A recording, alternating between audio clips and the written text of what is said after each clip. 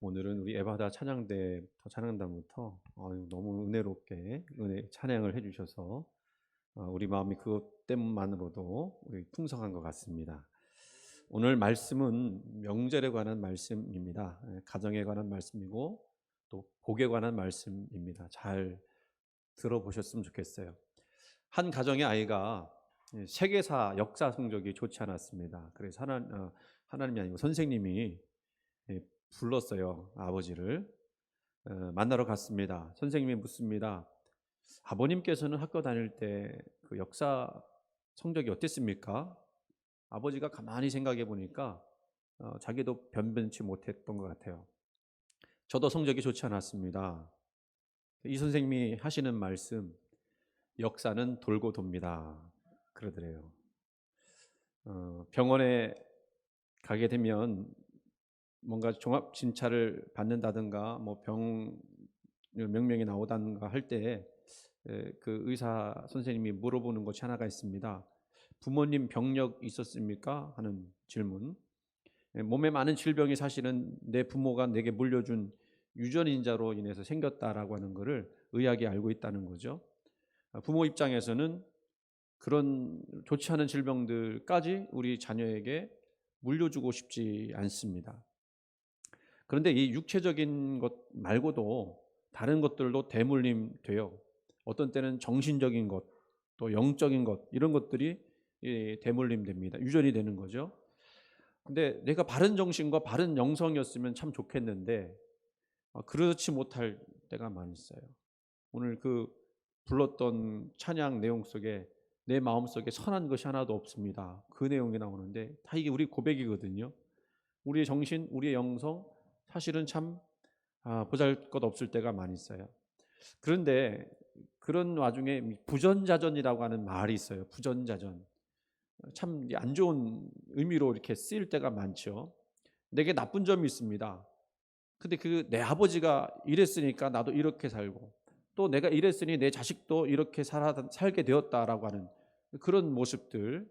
이거는 어떻게 보면 비극이죠. 비극 가운데 비극인데 이런 얘기가 있어요. 아들이 어느 날 봤더니 못 보던 노트북을 이렇게 집으로 들고 왔습니다. 어디서 났니? 친구 건데 학교에서 그냥 들고 왔어요. 야, 임마, 그거는 도둑질이야. 정말 필요하면 아빠한테 말해야지. 아빠한테 이야기해도 안 사줄 거잖아요. 정말 필요하면 아빠가 회사에서 집어다 주지. 그 아들, 그 아버지, 부전자전. 이런 것들은 절대로 물려줘서는 안 된다는 겁니다. 우리가 물려줘야 될 것이 있어요. 그게 뭘까? 정말 물려줘야 될 것. 이 성경 말씀으로 한번 대답해 봤으면 좋겠어요. 주 예수를 믿어라. 그리하면 너와 내 집이 구원을 얻으리라. 아멘. 하나님은 내가 예수를 믿어 구원을 받고 우리 가문이 복받기를 원하십니다. 믿으십니까? 하나님은 아브라함을 복의 근원으로 부르셨어요. 그 복이 자손과 자손에게 그리고 그 자손을 이어서 세계 여러 민족에게 복을 전하는 자들로 부르셨습니다. 이게 우리가 구원받고 받은 복이에요. 자, 그런데 우리 그런 말 하죠. 이상과 현실은 다르다. 여기 계신 분들 아마 우리 가정의 대대로 하나님 은혜로 복을 이어받았으면 좋겠다 생각하실 겁니다. 특별히 신앙이 대물림되어서 성삼위 하나님을 예배하는 가정이 되었으면 좋겠다. 뭐 다른 거 필요 없고 뭐 우리 예배하는 가정, 하나님 잘 믿는 가정 되었으면 좋겠다 생각할 겁니다. 그런데 사실 우리의 현실이 그렇지 못해요.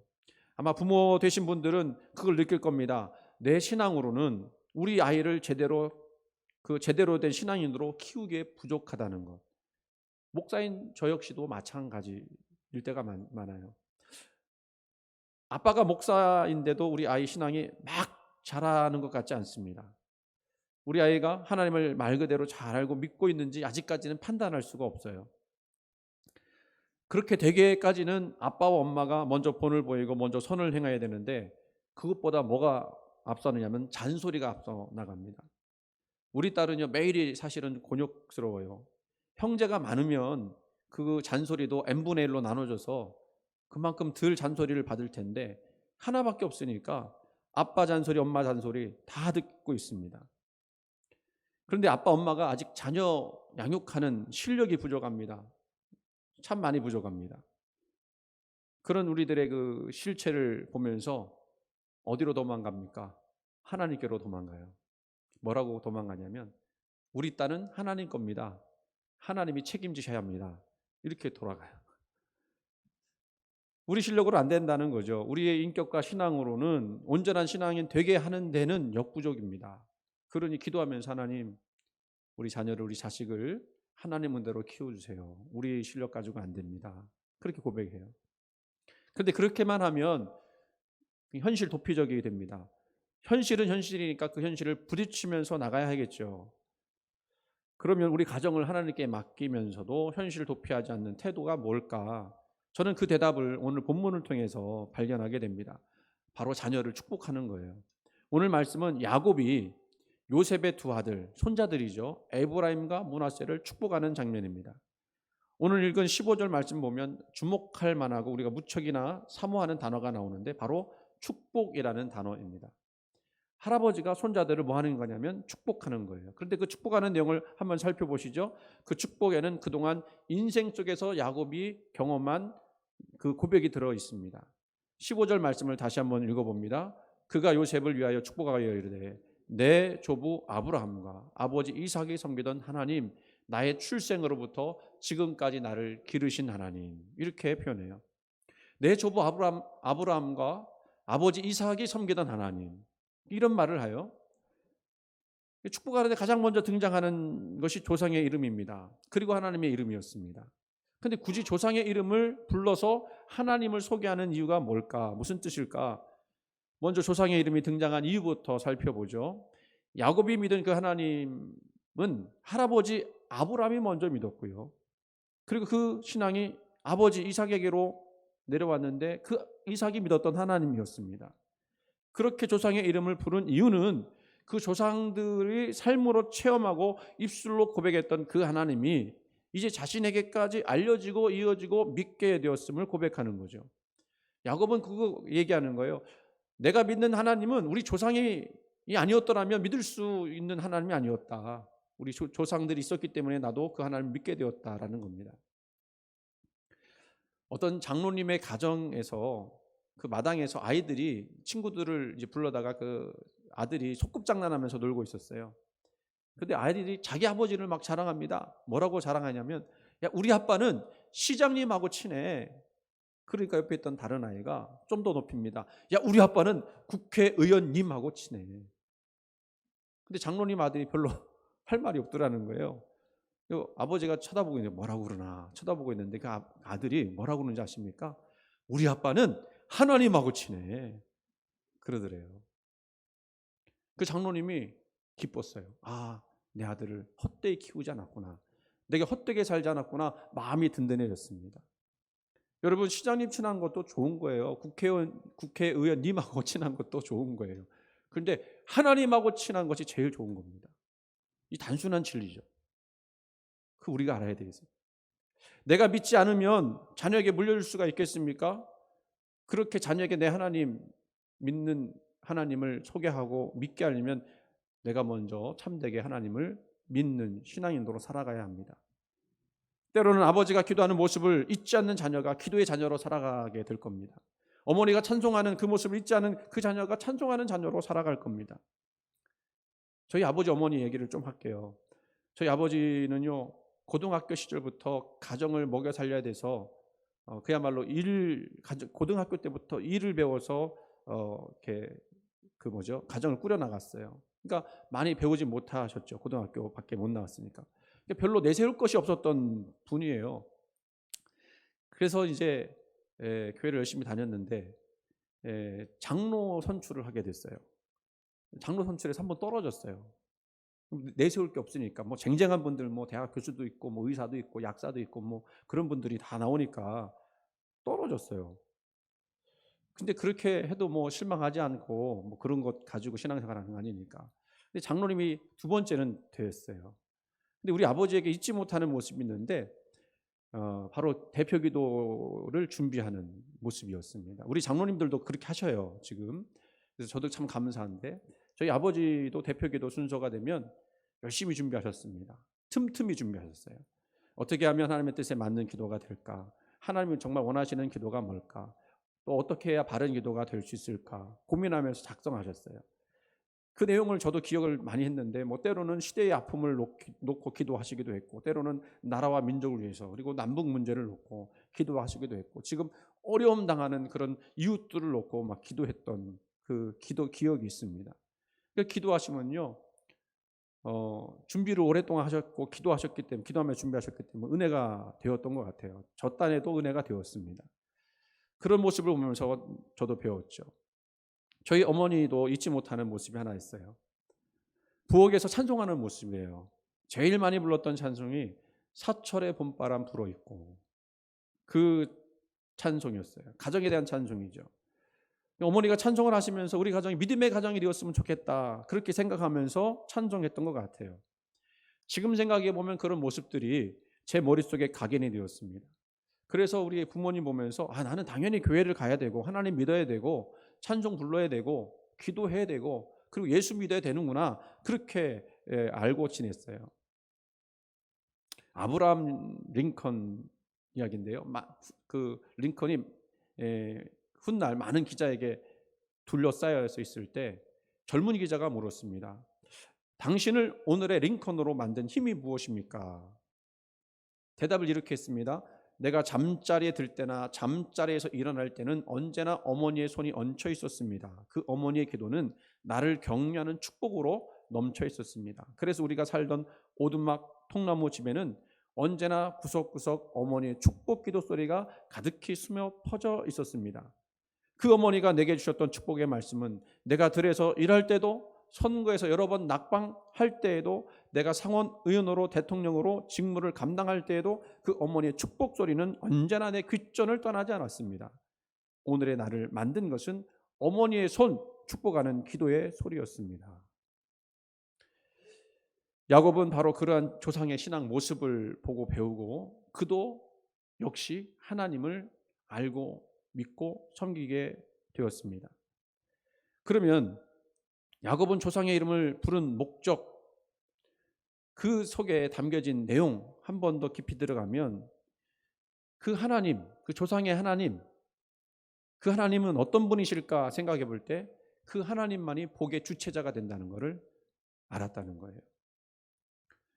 저는 정말 친한 사람에게만 하는 인사가 있습니다. 이 인사를 여러분 받으시면 그분은 저하고 친한 분이에요. 제가 뭐라고 인사하냐면 잘 먹고 잘 살아.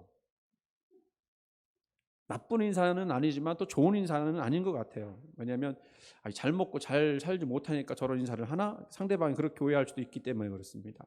근데 저는 정말 중요하다고 생각해서 하는 인사예요. 우리가 잘 먹고 잘 살아야 됩니다. 근데 어떻게 그렇게 될 수 있습니까?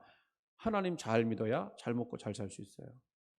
하나님 안에 있어야 잘 먹고 잘 살 수 있어요. 지금 야곱이 손자들을 축복하면서 조상이 믿었던 하나님의 이름을 부르는 것은, 참된 복은, 그리고 우리 조상들이 그렇게 복을 받고 살았던 것은 하나님으로부터 뭐가 흘러나왔기 때문에? 복이 나왔기 때문에.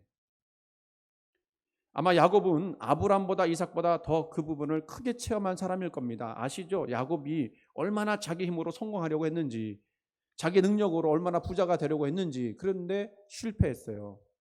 어느 정도로 그 집착이 강했습니까? 형을 속이고 아버지를 속일 정도로 복에 대한 집착이 강했습니다. 아버지에게 자신이 애서인 것처럼 속였죠. 여기가 좀 미스터리예요. 아니, 아버지 이삭은 수십 년간 살아온 아들들인데 그게 첫째 아들인지 둘째 아들인지 아무리 눈이 잘 안 보인다 할지라도 뭐를 있겠습니까? 그런데 야곱은요, 그런 아버지를 속일 정도로 고단수였다는 거예요. 완전 사기꾼의 전형이죠. 정말 그쪽으로는 비장한 머리를 가지고 있는 거예요. 그런데 정작 자기 힘으로 인생길을 가다 보니 알게 되고 깨닫게 된 게 뭡니까? 내 힘으로는 안 되는구나. 하나님 없으면 안 되는구나. 하나님이 도우시지 않으면 내 생명 하나 유지할 수 없겠구나 라는 사실을 뼈저리게 느끼고 깨달았습니다. 그래서 15절 후반절부터 16절까지 뭐라고 했습니까? 한번 보시죠. 나의 출생으로부터 지금까지 기르신 하나님, 나를 모든 환난에서 건지신 여호와의 사자께서 이 아이들에게 복을 주시오며 이들로 내 이름과 내 조상 아브라함과 이삭의 이름으로 칭하게 하시오며 이들이 세상에서 번식되게 하시기를 원하나이다. 뭐라고 했어요? 나를 기르신 하나님, 모든 환난에서 건지신 여호와. 그게 무슨 얘기예요? 누가 나를 지키셔야 된다는 거죠? 하나님. 내가 내 힘 가지고 열심히 살아가려고 했지만, 욕심부려 살아가려고 했지만 이게 하나님 도와주지 않으면 안 된다는 깨달은 거예요. 지금 야곱은요, 손자들을 축복하면서 자신이 온 인생을 걸고 하는 겁니다. 정말 마음 깊은 곳에서부터 올라온 진실한 고백으로 축복하는 거예요. 하나님이 이 아들 복 주시지 않으면, 다시 표현하면요, 하나님이 이 아이들의 하나님이 되어주시지 않으면 안 됩니다. 야곱은 진정한 인생의 주인은 자기 자신이 아니라 바로 하나님이라는 것을 늦게나마 깨닫고 그를 온 마음으로 고백했던 거예요.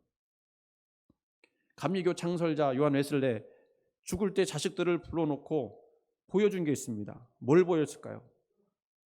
뭐 성경 보였을까요? 그것도 보여줬겠죠. 지갑을 꺼내는데 빈 지갑을 보여줬습니다.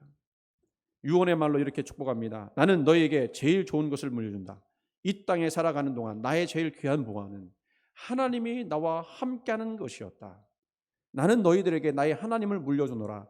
하나님이 영원토록 너희와 함께할 것이다. 아멘. 그래요.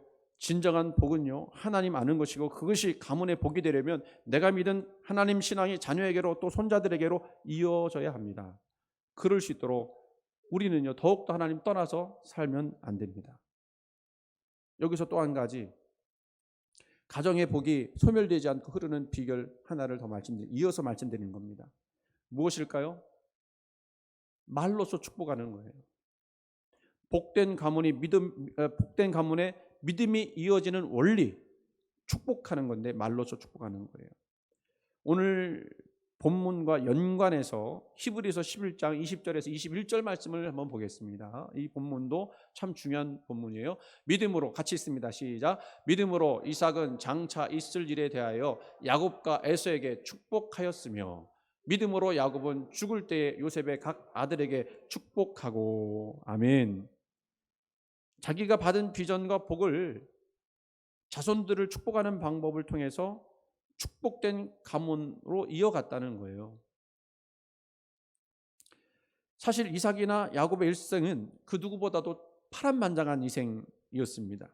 이삭은 소년 시절 아버지 아브람 손에 이끌려서 모리아산 언덕에 올라갔다가 하마터면 자기는 원하지 않았는데 제물로 하나님께 바쳐질 뻔했죠. 근데 이삭은 그때 반항하지 않고 저항하지 않고 아버지 아브람에게 순복을 합니다. 그때 하나님이 예비하신 수장, 그것 때문에 은혜로 살았어요. 여러분, 이 얼마나 놀라운 장면입니까? 우리가 아마 히브리서 기자였다고 한다면 그 믿음의 역사를 써 내려갈 때, 그 히브리서 내용은 믿음의 역사를 써 내려가는 장면들 나오지 않습니까? 그때 이 장면, 이삭의 생애 가운데 가장 클라이막스, 절정인 이 장면을 꼭 삽입했을 것 같아요. 야곱의 인생 역시 마찬가지죠. 형을 속이고 아버지 속에다가 오히려 삼촌한테 당하고 결국 돌아오는 길에 형을 만나 죽을 뻔했지만 하나님 만나서 이름이 속이는 자 야곱에서 이스라엘, 하나님과 겨루어 이긴 자라는 이름으로 바뀌었습니다.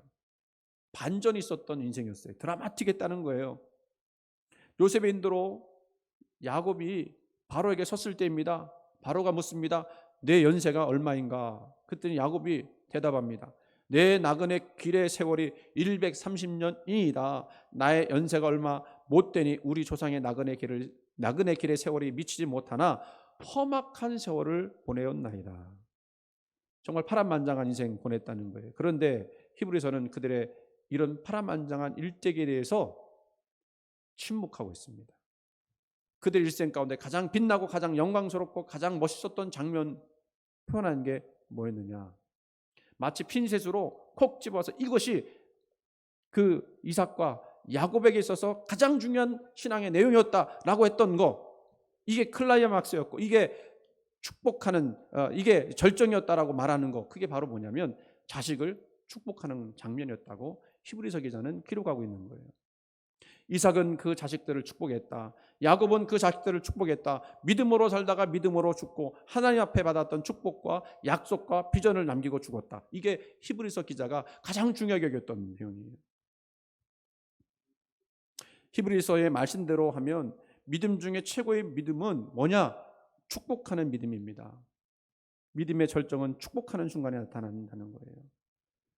왜 그럴까를 생각해 보면 축복은 정말 진심으로 담아서 나오는 것 아닙니까? 그 진심 속에 하나님이 담겨져 있는 거예요. 그러니 거기에 내 신앙 고백이 당연히 들어갈 수밖에 없는 거겠죠.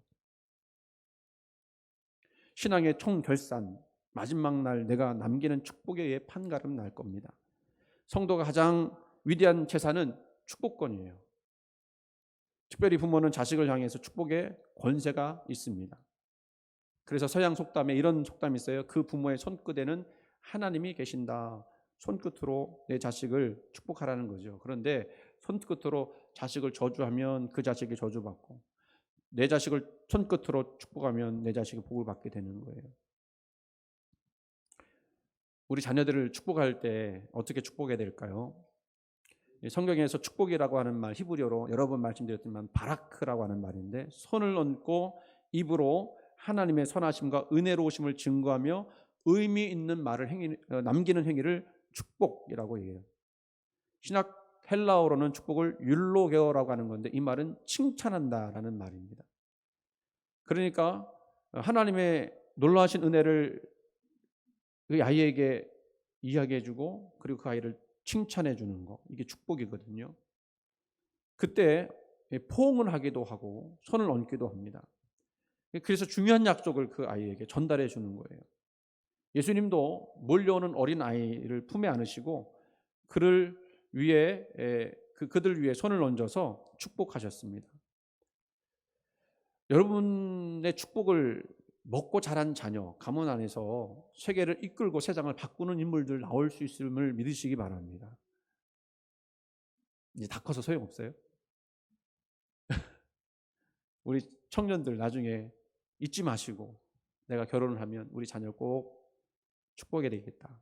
우리 청년들한테 오늘 이 말씀은 조금 거리가 있는 말씀인 것 같은데, 근데 그렇지 않아요. 여러분 스스로를 축복하시기 바랍니다. 여러분 하나님 앞에 복을 받은 존재예요. 믿으십니까? 롤프 가복이라고 하는 사람이 쓴 책이 있어요. 하루에 한 번 자녀를 축복하라. 근데 거기에 10번째 방법이 참 오늘 말씀하고 연결됩니다. 축복을 끊는 사람이 되지 말고 바로 지금 그 자리에서 축복이 당신을 통해 흐르게 하겠다 결단하라. 예? 결단을 해야 됩니다. 그런 결단. 근데 이게 꼭 자녀에게만 그런 게 아니라 자기 자신에게도, 우리 사업체에게도, 또 우리 가정에게도, 우리 하는 일들 속에도 하나님의 이름으로 축복할 수 있어요. 시편 119편 17절 말씀, 참 중요한 말씀 같아요. 그가 저주하기를 좋아하더니 그것이 자기에게 임하고 축복하기를 기뻐하지 아니하더니 복이 그를 멀리 떠났다. 반대로 한번 해볼게요. 저주하기를 기뻐하지 않더니 그것이 떠나고, 축복하기를 기뻐했더니 복이 그를 가까이 했다. 아멘. 이제 곧 명절입니다. 코로나 때문에 다 만나지 못하실 수도 있을 것 같아요. 그러나 그런 상황에서도 우리 모두 하나님 믿는 신앙을 우리 자녀와 우리 가문에게 물려받고 물려줘야 할 줄 믿습니다. 특별히 자녀가 있으신 분들, 뭐 다 큰 자녀가 있어도 상관없어요. 자녀들에게 축복하시기 바랍니다. 우리 사실 모두 바쁩니다. 여러분은 무엇으로 바쁩니까? 세상의 일로만 바쁘지 마시고 남을 좀 생각해보고 우리 자녀를 생각해보고 사랑하고 그것에 바쁘고 축복하는데 바쁘셨으면 좋겠어요. 만나는 사람마다 축복하세요.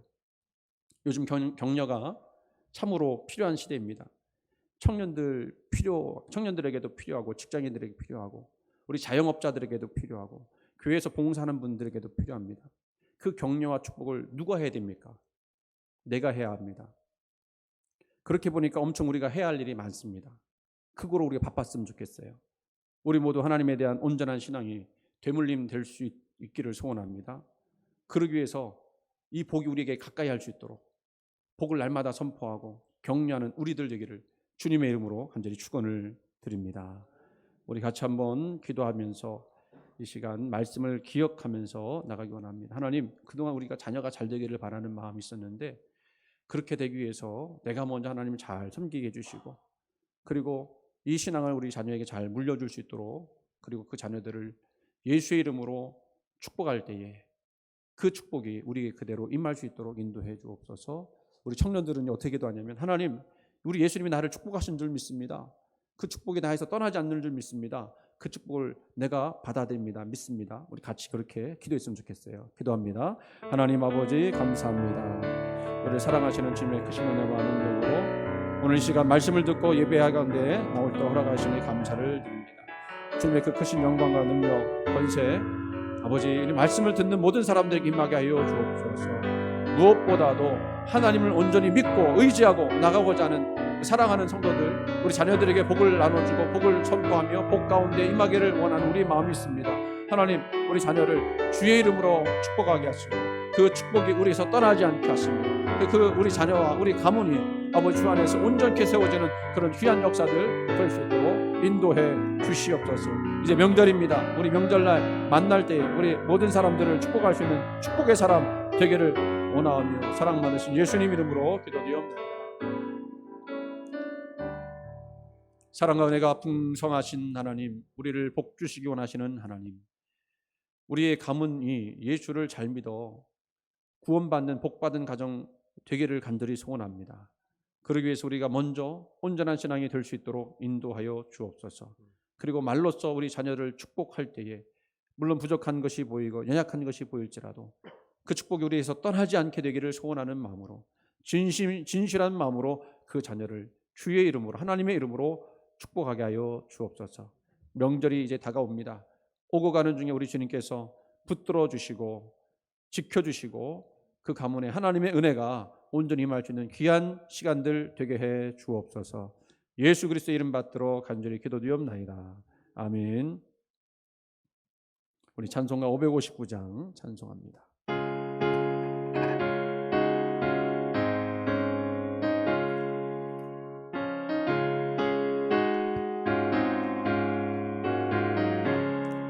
사철의 봄바람 불고 하나님 아버지 오셨으니 믿음